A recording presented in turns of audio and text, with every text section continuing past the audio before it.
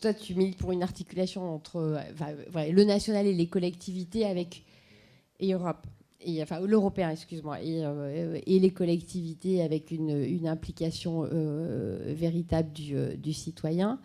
Alors, je ne sais pas pour l'Allemagne, mais en tout cas en France, on a toujours eu un discours très mutualiste sur la question de la gestion, et pas que de l'électricité, mais de l'énergie. Je pense qu'on est le seul pays européen à évoquer la question de la précarité énergétique aujourd'hui. C'est probablement le cas en Espagne aussi. 60 millions d'Européens.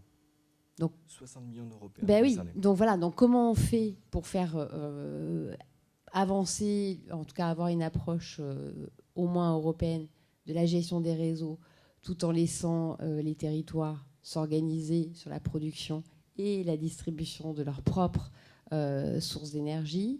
Est-ce que on peut éduquer le citoyen? Parce que moi, quand j'entends ça, je me dis il faut augmenter le prix de l'électricité, ou en tout cas, il faut faire prendre conscience à la totalité des citoyens européens qu'effectivement, quand il y a une déperdition de chaleur très importante dans leur appartement ou dans leur maison, c'est de l'énergie, c'est de l'argent qui est perdu définitivement.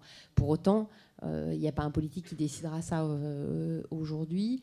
Est-ce que, donc j'ai passé la parole à Wolfram sur une question qui n'a plus rien à voir avec ce que je voulais lui demander au départ, mais est-ce que le marché peut, en lieu et place des États, réguler ça correctement, sachant également qu'on a quand même derrière, alors c'est peut-être inepte de dire ça, mais je ne suis pas absolument certaine que la France et l'Allemagne aient la même vision de la question de l'énergie, et que ça pose quand même un certain nombre de questions géopolitiques. Je pense que si Gerhard Schröder est chez Gazprom, c'est pas pour rien.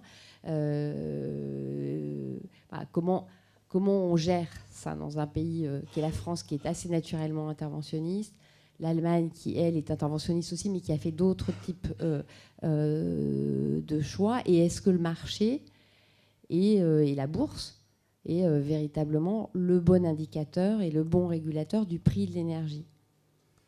Ça, c'est une excellente question. En fait, Parle-nous du gaz. Ce sont trois questions que tu m'as posées.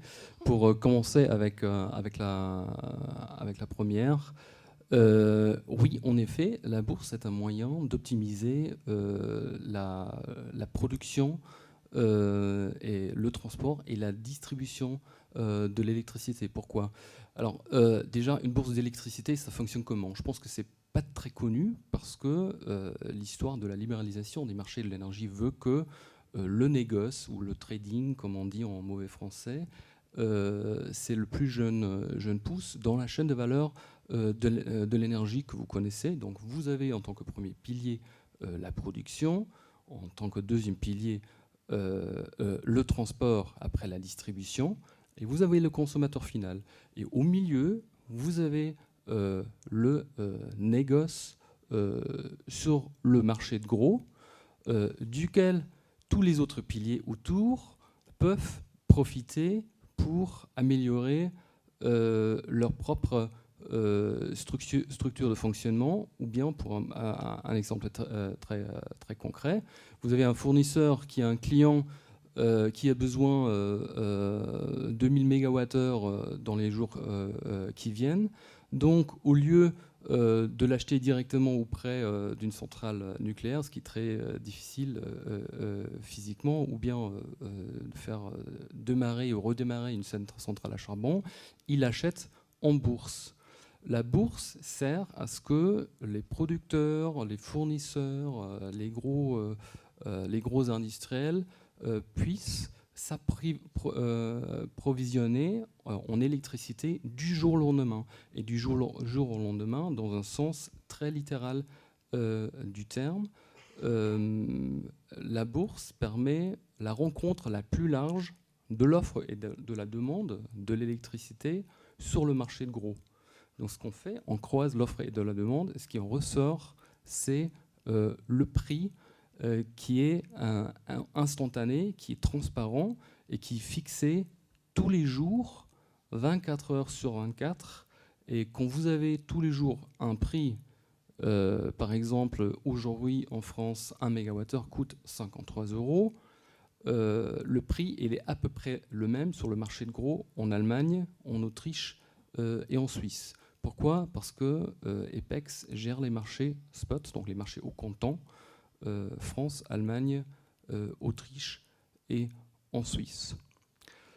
Depuis presque 2 ans maintenant, nos marchés sont couplés, puisque Michel vient de parler de la dimension européenne, et là, c'est un élément très important d'optimisation. Couplage de marché, ça veut dire quoi ?